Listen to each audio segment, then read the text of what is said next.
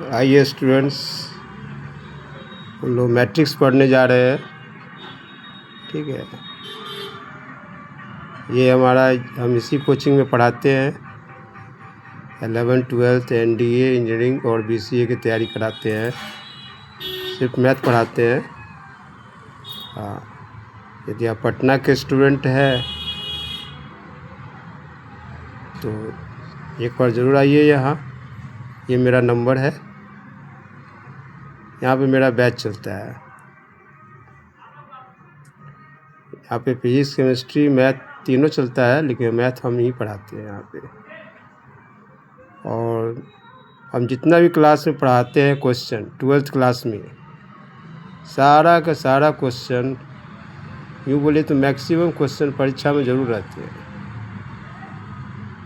इस साल 2026 में भी मेरा पढ़ाया गया बहुत से क्वेश्चन परीक्षा में लड़ा, जो बता नहीं सकते इतना।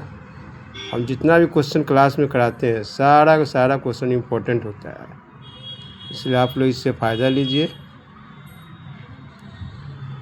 है ना। एक बार ज़रूर इसे पढ़ें और फ़ायदा ज़रूर ले अगले साल 2027 के लिए। ठीक है, आइए हम लोग पढ़ते हैं मैट्रिसेज, पेज नंबर 19।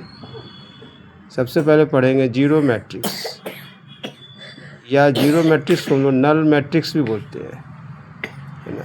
इसका डिफिनेशन हो गया, वह मैट्रिक्स जिसका सारा एलिमेंट क्या होता है, जीरो होता है। वह मैट्रिक्स, कोई भी ऑर्डर का मैट्रिक्स हो, है ना, कोई भी ऑर्डर का मैट्रिक्स हो, उसका सारा एलिमेंट यदि जीरो है तो उसको हम लोग बोलते हैं जीरो मैट्रिक्स, या बोलते हैं नल मैट्रिक्स बोलते हैं।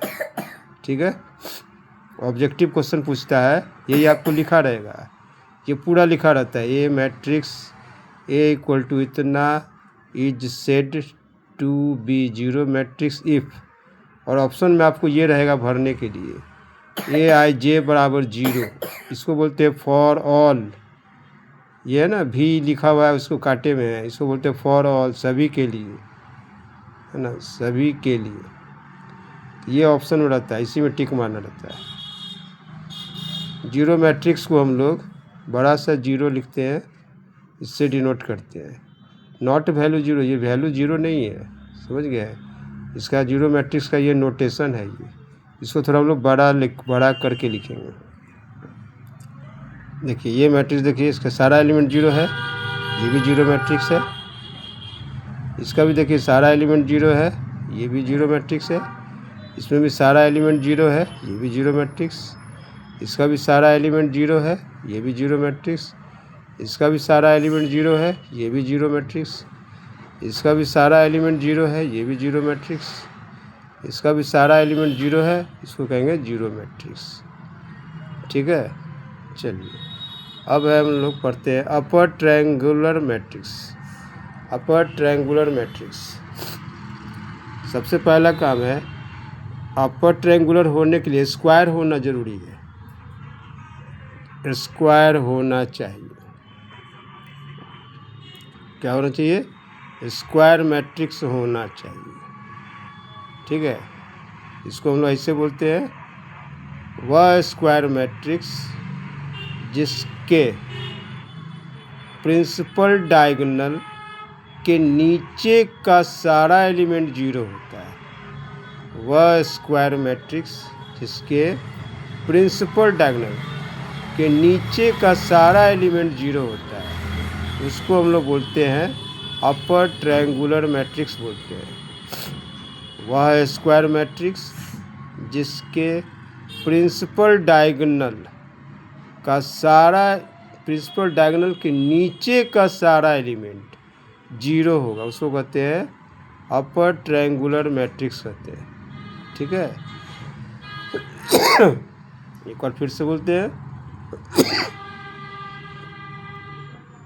वह स्क्वायर मैट्रिक्स जिसके प्रिंसिपल डायगोनल के नीचे का सारा एलिमेंट जीरो होता है, उसको बोलते हैं अपर ट्रायंगुलर मैट्रिक्स बोलते हैं।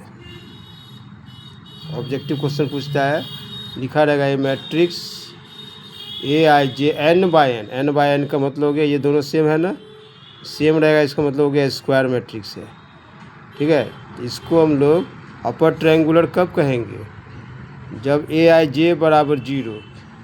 ए आई जे क्या होता है, बस लिखाए हुए हैं पहले ही, एलिमेंट ऑफ आयत रो और जेथ करो, मोटा मोटी बोलेंगे एलिमेंट 0 होगा। कौन सा एलिमेंट 0, जिसका आई जे से बड़ा है वह एलिमेंट 0 होना चाहिए। जिसका आई जे से बड़ा होगा वह एलिमेंट का होगा 0 होगा, अर्थात प्रिंसिपल डायगोनल के नीचे का सारा एलिमेंट जो होता है ना वो होना चाहिए 0। जैसे यहाँ देखिए,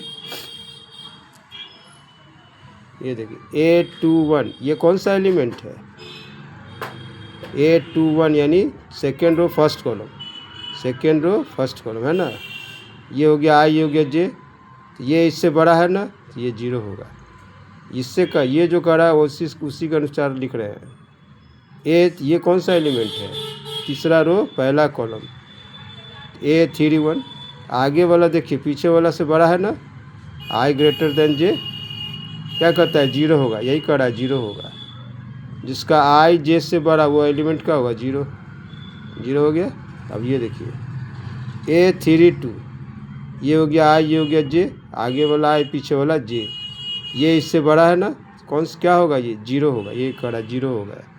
जिसका आई जे से बड़ा होगा यानी इधर वाला इससे बड़ा होगा वह एलिमेंट 0 होगा। ठीक है, चलिए मोटा मोटी हम लोग बोलेंगे इसको ऐसे, वह स्क्वायर मैट्रिक्स जिसके प्रिंसिपल डायगोनल के नीचे का सारा एलिमेंट 0 होगा उसको बोलते हैं अपर ट्रायंगुलर मैट्रिक्स बोलते हैं। ठीक है, ऑब्जेक्टिव क्वेश्चन पूछेगा ऐसे करके, ये पूरा लिखा रहेगा ए स्क्वायर मैट्रिक्स ए बराबर A I J N by N is said to be upper triangular matrix if, option में रहेगा ये ए आई जे बराबर 0 है ना, जिसका आई जे से बड़ा होगा, जिसमें हम लोग टिक मारेंगे।